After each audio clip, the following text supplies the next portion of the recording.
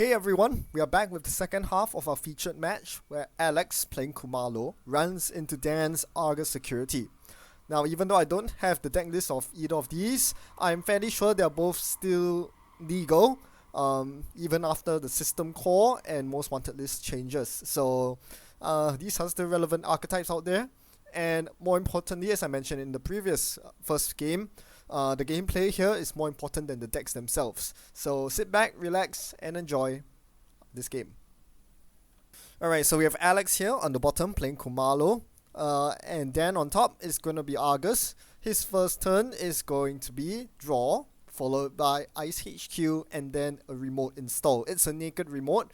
So as Argus, you probably think, okay, that's probably a Rashida. That's probably a fork that's saying, if you run the Rashida, you'll get hit by hard-hitting news. If you don't run the Rashida, I'm going to have card advantage. So Alex, knowing this, is going to very smartly play falsified credentials, naming asset click 1. However, Dan bamboozles his mind by showing a price sec. That's not an asset. That won't give Alex 5 credits. So that's a very good play by Alex, because if he reviewed the Rashida there, he would gain net 4 credits from the falsified, and this would give him enough money to trash the Rashida without too many consequences. Unfortunately for Alex, all he could do was to draw, clicks 2 and 3, and then click 4, take a credit, to make up for the fact that he lost a click and a credit playing falsified turn 1. He discards MK Ultra in his spin. Over to Dan. Dan draws for click 1, followed by putting something on the remote, and then icing the remote. So the turn 1 price tag play really sets up Dan very well for subsequent agenda scoring. We also note that Dan actually left the price tag rest after the expose. This is in the event that Alex has multiple copies of falsified credentials. He won't be able to make easy money off of naming upgrade and pointing to the price tag. Now I know you might find it weird that I'm commentating ahead of the video, but that's because Alex plays out his turns very quickly. The fast player he is, that's something I really appreciate, but basically on his turn, Alex basically does a bunch of money stuff. He takes a credit, installs Liberated, takes Liberated money, and then installs Daily Casts. Even though he's ending on only 1 credit, he doesn't make a run here, being very careful to avoid the hard-hitting news. Over to Dan. Dan plays Hedge Fund, then installs an Oak Town and advances it. So that's a single advanced Oak Town in the remote there with 2 upgrades on it. Since Alex knows it's an upgrade, Dan might as well just rest the price tag here, again, to protect against falsified credentials. So that is a very threatening remote. 2 price tags there, that's not something you want to run into. That's something Alex cannot afford to hit right now. So he's just going to draw 3 times and play his second daily cast. Over to Dan. You would think that he triple advances the Oak Town and scores it here, but he has something better to do. He would rather fortify the remote better by installing a piece of ice. A second piece of ice, I should say, followed by 2 advancements. This is something that you can definitely afford to do with an Oak Town, because you are still gaining mileage out of the advancement. So even though the runner steals a 3 advanced Oak Town, you're not far behind because your advancements actually cash some money for you. Bonus points for Dan because he has 2 prize X protecting it. So a perfectly legit play here, and something that Alex still cannot contest. Right, Alex has a very slow start here. You notice that all his clicks are mostly spent on draws because he hasn't found Inject or IFAC worse just yet. On his turn, Alex spends most of his clicks taking money and then finally installs his main breaker. Ormakur is now on the table. From next turn onwards, he can start running to gain valuable turtle counters. Now back over to Dan. He knows that he has no time to spare because Alex now has money and has a breaker out. So he immediately scores that Oak Town and then installs advances, I should say. So that is almost certainly a Project Atlas there. And that demands an answer from Alex. He cannot afford to give those powerful ability to search your deck to Dan. So what he does is install Turntable followed by R&D Run, seeing nothing. But more importantly, the Turntable threat really forces Dan to reevaluate his life choices. If he over-advances the Atlas, he probably will have to pop the Atlas prematurely. The Atlas counter rather. Otherwise, he risks getting his Atlas counter turntabled away. So this is a decision point that Dan has to spend a bit of time on, as now turn passes back over to him. Alex did not challenge the remote because he doesn't have enough turtle counters to get past most of Dan's ice. Dan has to think very hard here over whether he wants to over advance the Atlas, and if so, which card he's gonna bring out. Right?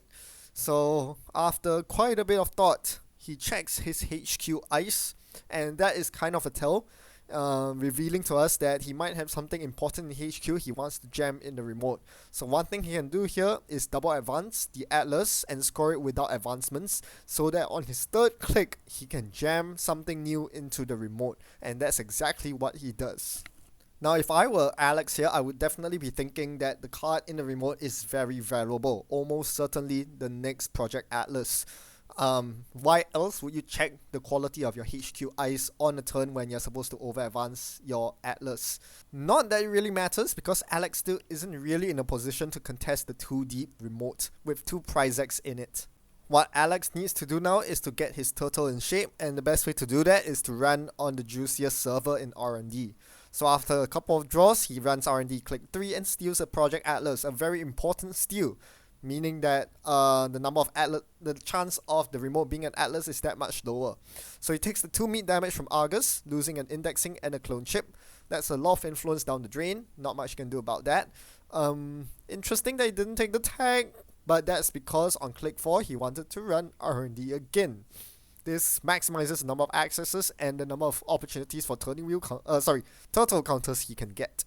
On the 4th click, he's going to run R&D to hopefully get an agenda or charge up his turtle. Most of the time, this is a dangerous move because you have to respect snare, but since Alex is in a losing position anyway, you have to take those risks if you want to have a shot of winning. Conversely, if Alex was in the lead, say at 6 agenda points versus Dan's 2 agenda points, then running R&D 4th click here would be a gross mistake, as it opens him up to the possibility of losing on a cheesy flat line, at a time when Alex should be playing to not lose.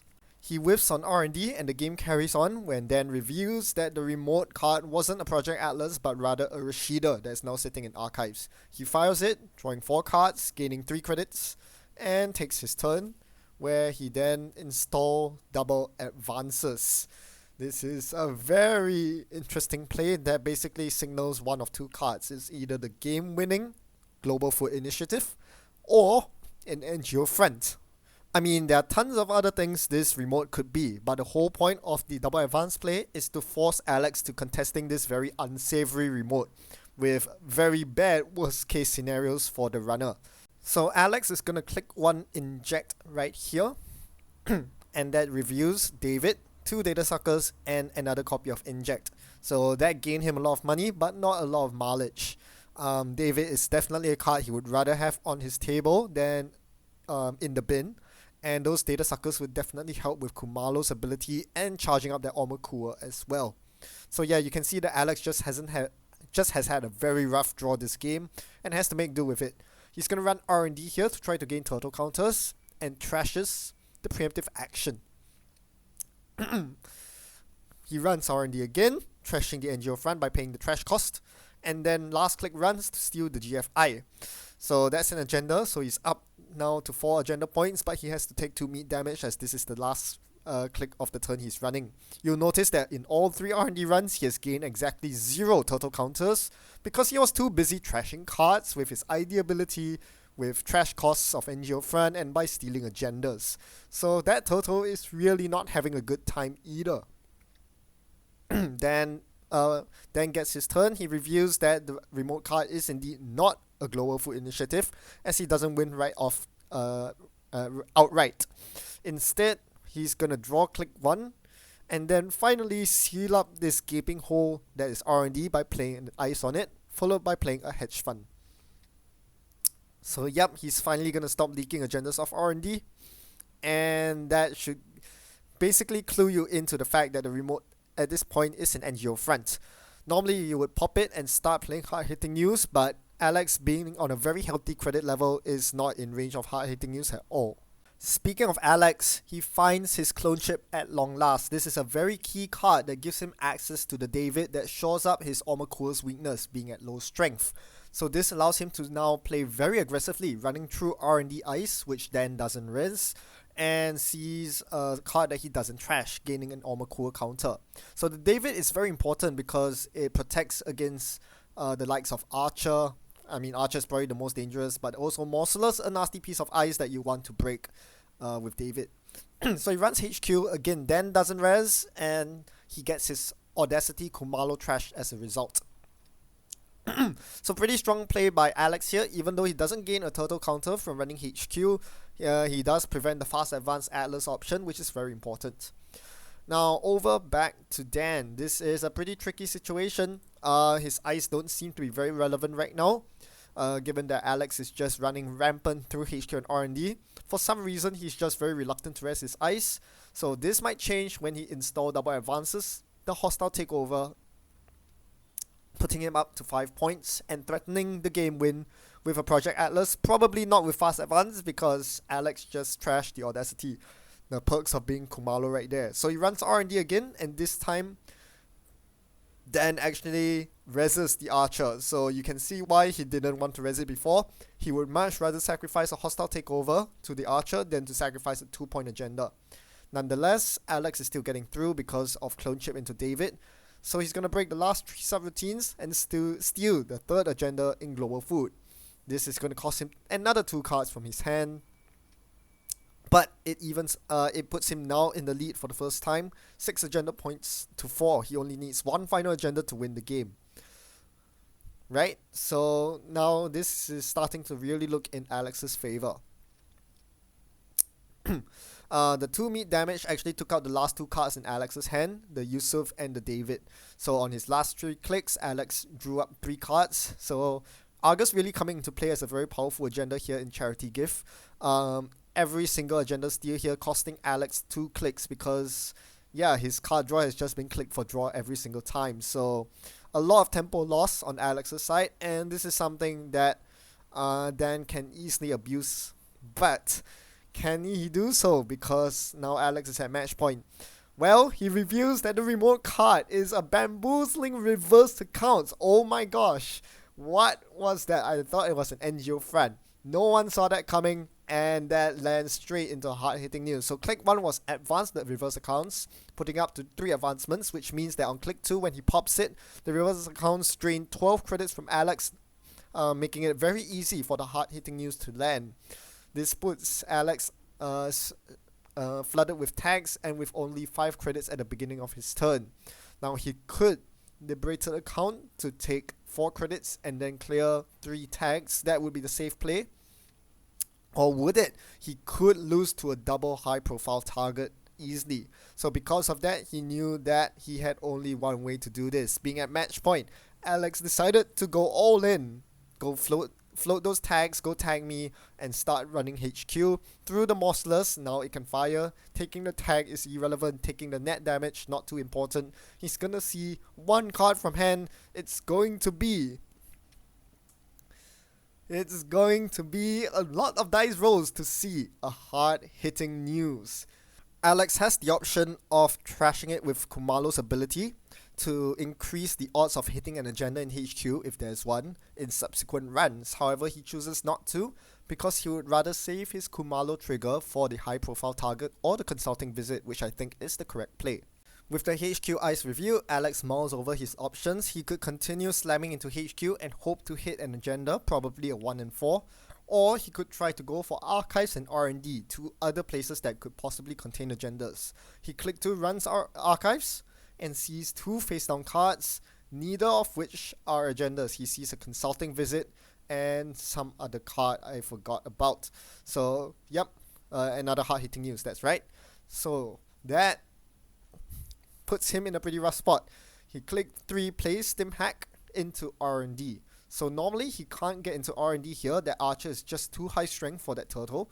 But because he has MK Ultra in his bin and a Stim Hack in hand, he's able to play MK Ultra and break the Archer subroutines and see a single card off the top of R&D. That's enough money for that to happen.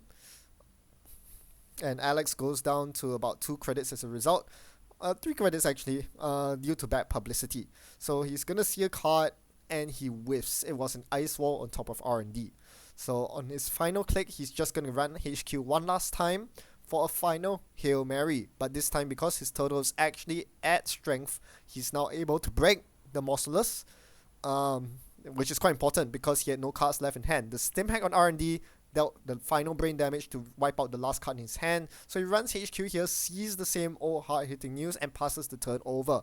If Dan has a kill card in hand, he immediately wins the game, and he does. That's the high-profile target for the game. There were no agendas in hand. That being said, had Alex sniped the high-profile target from Dan's hand on any of the HQ runs, he would be left without the kill, and at that point, the game outcome might very well be dependent on whether Dan sees a kill card before the next agenda on R&D. So yeah, interesting game. That demonstrates that Alex clearly doesn't watch my Khumalo videos, because one thing that I concluded from it was that Armor doesn't really fit with Khumalo being a normal and all. Between, if you're firing Khumalo, obviously you're not getting turtle counters. I think his turtle getting stunted throughout the game was kind of detrimental to his aggression. Like, one of the benefits of Armor Core as a breaker is that you can slap it down and, you know, it becomes a very quick main breaker to set up, as opposed to, you know, finding all three of your Fractal Decoder killer. However, you're mitigating the advantage when you're not able to farm turtle counters because you're too busy trashing your opponent's cards. That being said, Alex's deck building kind of made up for it. With Clone Chip David, he was able to shore up his weaknesses against all the high strength ice. It was just a matter of not being able to find the clone chip quickly enough.